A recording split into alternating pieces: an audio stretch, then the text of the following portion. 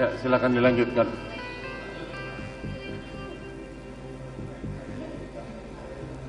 Pelan-pelan, sebelah kirinya, coba lihat.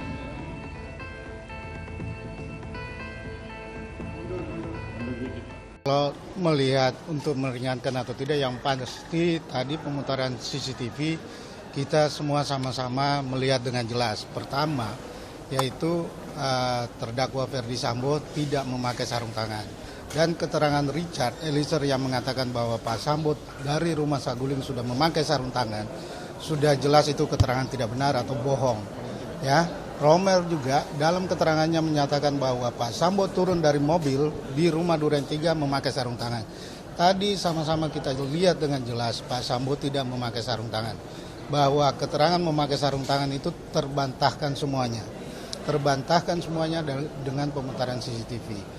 Nah, tadi tanggapan dari Richard juga, ada lagi informasi yang baru, keterangan baru lagi yang disampaikan bahwa barang di kiri senjata itu disteril lagi. Itu baru lagi, saya nggak tahu lagi kebohongan apa lagi, kita kan nggak tahu nih. Apakah seorang justice kolaborator bisa merubah keterangannya apabila fakta sudah diperlihatkan? Saya nggak tahu lagi. Jadi nanti silakan detailnya nanti Mas Febri ya. Terkait dengan yang naik ke lift di lantai 3 itu di rumah Saguling, apakah ini terkait dengan yang disampaikan di surat dakwaan dan Richard Eliezer, ada perencanaan atau seperti apa? Jadi kalau pertama kami ingin sampaikan terima kasih pada majelis hakim ya, karena diberikan kesempatan untuk melihat bersama-sama ya, seluruh terdakwa melihat dan publik juga melihat, sehingga anasir-anasir, asumsi dan kebohongan-kebohongan yang selama ini berkembang terkait dengan penggunaan sarung tangan itu runtuh ya. Bisa disebut tuduhan bahwa Pak Ferdy Sambo menggunakan sarung tangan itu rontok dengan CCTV tadi. Itu clear sekali. Bukan hanya satu CCTV tapi 3 CCTV. Jadi 2 CCTV di rumah Saguling di depan lift dan kemudian yang di garasi dan 1 CCTV di Duren 3. Padahal kalau kita baca dakwaan kan itu juga termasuk salah satu poin di dakwaan. Jadi kami pandang itu memang sejak awal kami melihat itu bagian yang mengada-ngada di dakwaan. Itu yang pertama ya. Yang kedua terkait dengan Richard yang membawa senjata laras panjang. Makanya tadi kami minta dipastikan Richard itu membawanya belok ke kanan ke arah lift atau belok ke kiri. Tadi kita lihat bersama-sama Richard membawa stayer itu atau senjata laras panjang itu belok ke kiri. Belok ke kiri ya, kalau tidak terlihat di dekat tangga lift berarti itu diduga diletakkan di kamar ADC. Karena memang dari fakta yang kami dapatkan senjata laras panjang itu biasanya diletakkan di kamar ADC. Artinya apa? Artinya ada bagian keterangan Richard di persidangan yang juga terbantahkan dengan CCTV ini.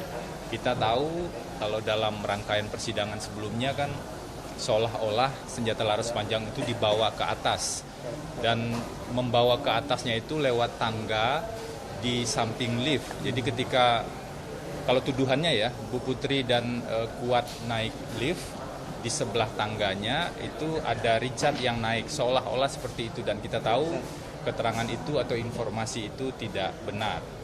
Jadi apa yang muncul di CCTV ini mengkonfirmasi banyak hal dan membuat persoalan ini menjadi lebih jernih.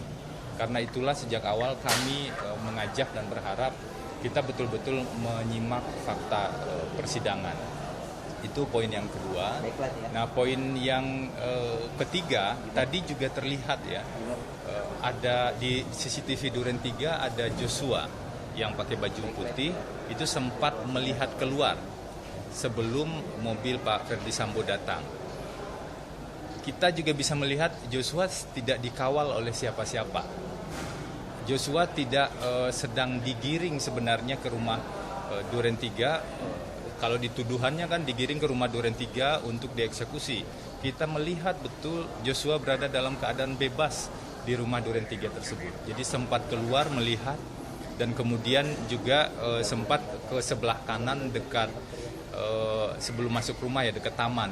Itu kan kelihatan di CCTV tadi.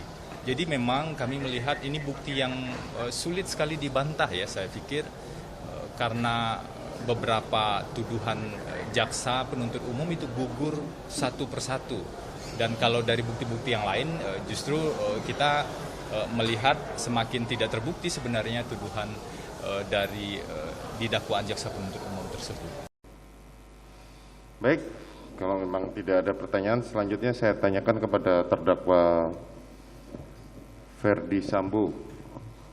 Bagaimana terhadap ahli ini? Terima kasih Yang Mulia.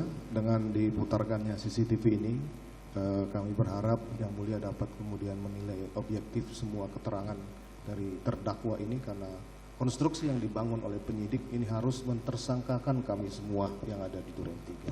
Baik. Demikian, terima kasih. Itu ya tanggapan saudara. Baik, terhadap terdakwa Putri Chandrawati, bagaimana terhadap keterangan ahli di persidangan ini? Mohon izin Yang Mulia, tidak ada tanggapan. Tidak ada tanggapan ya. Baik, terhadap terdakwa Kuat Ma'ruf.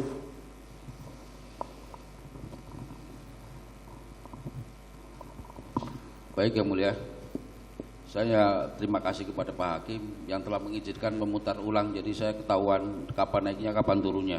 Baik. Terima kasih Yang Mulia. Baik, terima kasih. Terdakwa Riki. Mohon izin Yang Mulia, tidak ada tanggapan Yang Mulia. Tidak ada tanggapan. Baik, terhadap terdakwa Richard. Baik Yang Mulia. Baik, tidak ada tanggapan.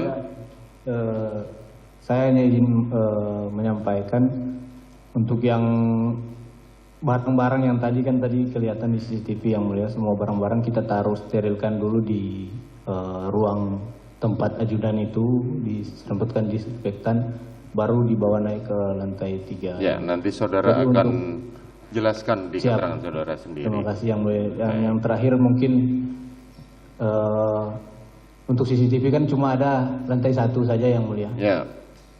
Karena banyak yang tercecer Yang Mulia. Terima kasih Yang Mulia. Oh ya, nanti kita akan lihat ya. Terima kasih. Ini semakin membuktikan keterangan salah satu terdakwa tidak benar. Ya, nanti kita lihat lagi. Ya, Lanjut, ya. itu pukul berapa? Saya menjelaskan. 16.26 Yang Mulia, waktu CCTV. Ya.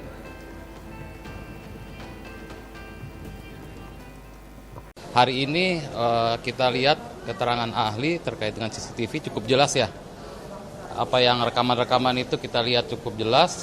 Tapi yang menarik di sini memang dari PH yang lain ya. Kalau kita lihat dari PH PH PC maupun PH Sambo di sini terlihat sekali mau mendiskreditkan klien kami dengan mempertanyakan masalah stayer itu yang dibawa ke lantai 2. Tapi menurut klien kami itu sudah konsisten dan jelas bahwa stayer itu dibawa lewat tangga sebelah sana. Jadi kan selalu didiskreditkan di situ, tidak ada CCTV yang merekam bahwa stayer itu dibawa ke atas. Ya, kita mau jelaskan di sini bahwa stayer itu betul dibawa ke atas. Klien kami tetap konsisten bahwa stayer itu dibawa lewat sisi lain yang tidak terlihat oleh CCTV.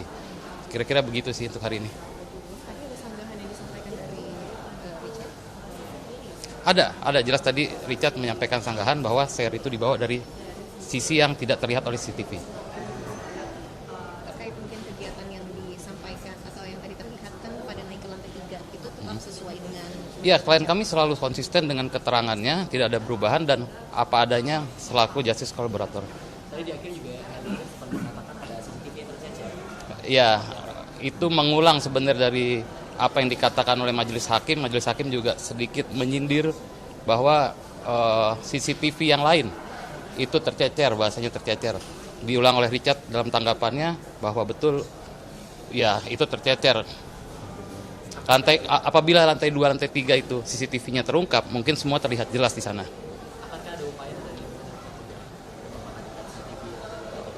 Menurut kami itu adalah bagian dari obstruction of justice ya. Jadi untuk menemukan itu kami rasa sulit, tetapi ya fakta di persidangan kami rasa cukup menjelaskan itu semua. Terdakwa Riki. Mohon izin Yang Mulia, tidak ada tanggapan Yang Mulia. Tidak ada tanggapan. Baik, terhadap terdakwa Richard. Baik yang mulia. Baik, tidak ada tanggapan?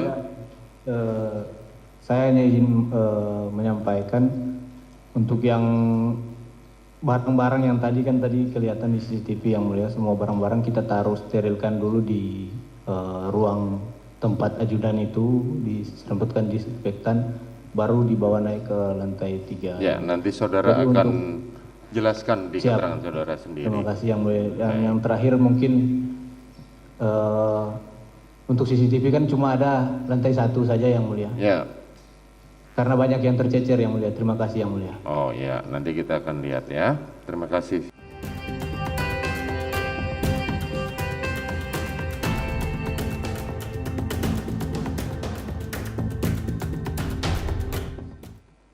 Untuk keterangan dari saksi PC, ada beberapa hal yang saya catat yang mulia, yang menurut saya tidak sesuai atau mungkin saudara PC sendiri yang lupa. Yang mulia. Yang pertama tentang yang pada bulan Juni itu, yang mulia, yang pada saat itu saya diajak oleh Ibu PC sendiri, dan di mobil yang satunya ada Bang Matius serta almarhum Joshua, juga serta anaknya beliau, Mbak Datia. Itu kami ke arah Jalan Kemang yang mulia. Kita putar Jalan Kemang sampai akhirnya kita balik lagi ke arah Jalan Bangka, ke rumah Bangka tepatnya yang mulia. Dan di sana datang Koel Ben, datang juga Pak Efes, baru untuk ajudan yang disuruh standby di dalam rumah itu cuma 2 orang yang mulia, yaitu almarhum sama Matius yang mulia. Lain daripada itu baik ajudan maupun ART kami disuruh untuk menunggu di pagar di luar, ada yang di samping. Dan karena pada saat itu saya yang ada di luar, jadi saya yang melihat sendiri untuk perempuan yang keluar dari dalam rumah yang mulia, menangis. Itu yang pertama. Siap. Kedua? Baik, yang kedua yang mulia, pada saat tanggal 8 yang mulia, pada saat sepanjang perjalanan dari Magelang sampai di Jakarta tadi Ibu PC menjelaskan bahwa Ibu PC ini tidur yang mulia, tidur terus itu sampai di Jakarta yang mulia. Bahkan tidak ada percakapan antara saya dan Ibu PC. Padahal sebenarnya saya ada percakapan dengan Ibu PC menanyakan tentang PCR yang mulia. Saya pada saat itu Sadam selaku ajudan yang standby di kediaman Bangka. Karena protapnya ketika dari luar kota ini harus balik ke Jalan Bangka dulu untuk isolasi dan PCR. Jadi Sadam ini yang chatting ke saya, meminta petunjuk untuk PCR mau dipesankan jam berapa yang mulia. Jadi ketika Sadam chatting ke saya langsung menanyakan ke Ibu pada saat itu. Saya bilang ya udah Bang, pesan aja PCR-nya. Saya langsung menanyakan, mohon petunjuk Ibu untuk PCR dilaksanakan di mana. Yang ketiga? Terus yang ketiga yang mulia, Ibu PC membantah dan mengatakan lupa pada saat beliau mengajak saya untuk menyimpan senjata ke kamar di lantai 3 yang mulia. Dan tadi sudah ditanyakan juga dari Bapak Jaksa Penuntut Umum, bagaimana saya bisa mengetahui letak lemari di situ yang mulia. Lalu yang keempat, Ibu PC tadi bilang tidak tahu pada saat saya mengobrol dengan Bapak Efes di lantai 3. Padahal kenyataannya Bapak Efes dan saya ngobrol, dan pada saat Bapak Efes menjelaskan tentang skenario serta menyuruh saya untuk menembak Joshua dan membunuh Joshua pada waktu itu, Ibu PC itu ada di situ. Juga pada saat saya mengisi peluru, menambah amunisi, Ibu PC juga ada di situ yang mulia. Makanya kalau seandainya CCTV lantai 2 dan lantai 3 rumah Saguling serta Jalan Bangka itu ada, mungkin semua akan lebih terang dan ibu mungkin tidak akan berani berbohong di depan pengadilan begini. Lalu yang selanjutnya yang mulia, Ibu PC bilang di Duren 3 itu Ibu PC menutup pintu. Padahal setelah kejadian itu, dan jelas juga ada dari beberapa saksi juga mengatakan, baik dari Romer, Om Kuat juga mengatakan bahwa pintu itu terbuka setengah yang mulia. Dan saya juga melihat memang pintu kamar Ibu PC ini terbuka setengah. Ya. Lalu yang terakhir yang mulia, Ibu PC mengatakan tidak tahu tentang pemberian uang dan HP yang mulia. Padahal tadi sudah ada yang nanti kami akan hadirkan besok yang mulia. Besok akan dihadirkan. Foto yang tersebut, di situ ada gambaran tangan dari Ibu PC menggunakan gelang yang saat ini Ibu PC pakai juga, dan juga ada potongan kaki dari Bapak Efes memakai sendal. Baik, terima kasih Yang Mulia.